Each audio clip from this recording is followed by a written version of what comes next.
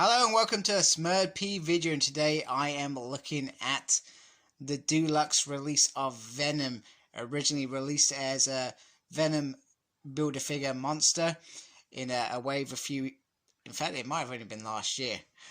Anyway, I wanted it, I didn't get it, and this was such an opportunity to rectify that mistake.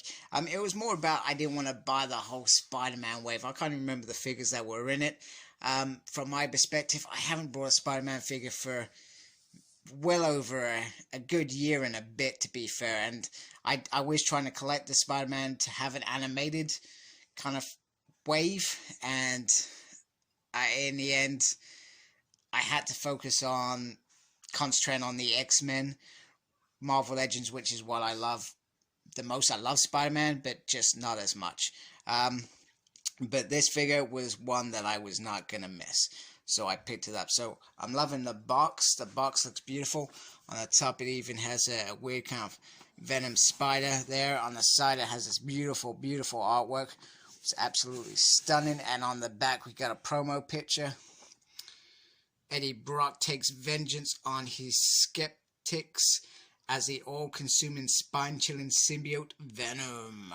Now, I always, and the reason that I wanted to get this was because I loved the Dark Avengers against the New Avengers.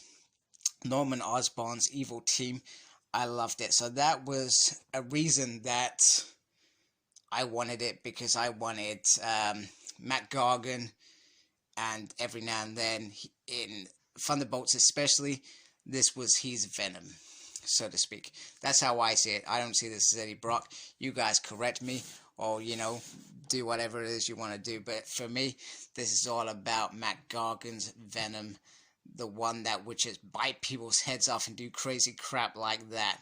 Because Matt Gargan, let's be honest, I don't think he had the control over him. Wow, this is absolutely a sensational figure. I'm loving it even more than what I thought I was going to love it. I'm not sure if you can see it on camera, but it has kind of like this little blue kind of tint pop out every now and then amongst the grey. This is the back bit, and pretty much it's quite straightforward. I don't think I'm going to try it on camera because I'll probably drop sync. Pretty much it's got these slots, and it just kind of...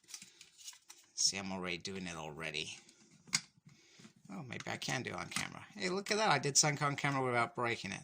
It just fits in the back, which is really kind of quite simple, and that's probably how it was in the when it came as a Build-A-Figure. But looking at the back, you can see how beautiful the detail is. I'm loving the veins popping out. Nice buttocks. And for once, I cannot see... Oh, man, I thought they had finally given in with a code on the back, but they have not. On the shoes, he's got sharp little nails. His thing, very, very cool. You've even got, like, veins popping out on the 6-pack. Or is that an 8-pack? Veins popping out there. In fact, veins are popping up everywhere. Looks absolutely stunning, nice hands to grab a spider figure with. I feel the need to actually buy a spider figure now. I guess the only thing that there is only one set of hands. I don't think that's a big deal. And the head, I would say, is limited on what it can do, but nonetheless, it looks absolutely beautiful.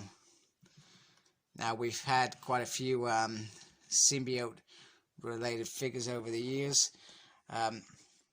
This is a nice addition. We did have, and I did buy it, the re-release of the kind of the animated version of Venom, I would say, which was absolutely beautiful, and along with the Carnage figure, that was very nice as well. Like I said, I had to sacrifice some of that a while back. It was probably the Bicent cows, to be fair, no me,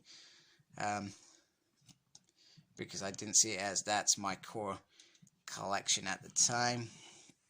But this dude certainly looks beautiful. So, as I haven't got any Spider-Man figure to put him next against, I'm going to put him against a couple of X-Men and a couple of Build-A-Figure figures as well. So here he is with a host of Marvel Legend normal, Build-A-Figures remakes, original Hulks, once again a Build-A-Figure remake, and Strife just because I can.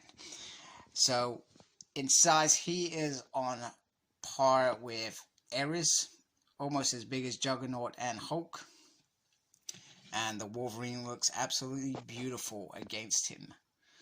So absolutely stunning, and these figures are probably some of my favorite figures actually.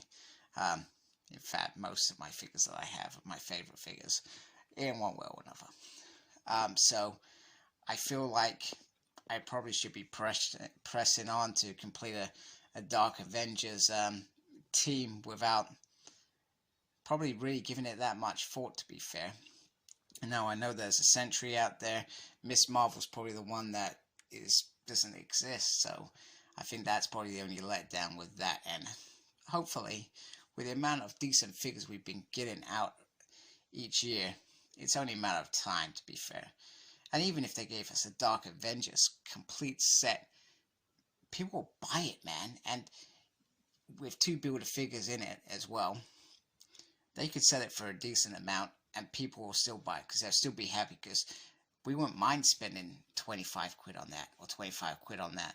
It's logical rather than trying to collect a whole wave to get that, or back in the day that, which was ridiculously hard to get, and he looks so much better in this remake that they've done.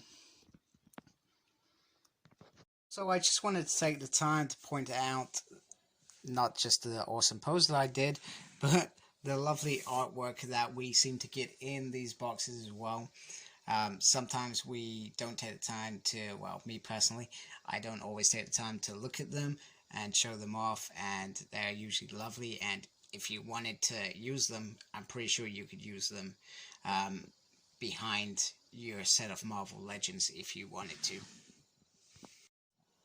And the other thing I wanted to say, I just want to say a big thank you to Comics and Cocktails in this difficult time that we're currently going through as a world, and they are still ensuring that we get our figures. I'm not sure how long they're going to get some of the later releases at this point, but at the moment we've still got figures coming in, we got toys coming in. Check them out, they're really nice, they got good customer service, and they've helped me a bundle with stuff as well.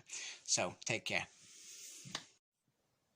So if you missed out on Monster Venom the first round, this is certainly the opportunity to make up for that error. And this is a beautiful reason to get this figure. Now, I'm probably going to go watch some of those reviews of the Build-A-Figure monster, because to be fair, I probably didn't look at it because I knew that I wasn't going to buy it. But I might check them out to see what the differences are, because I don't honestly know, to be fair.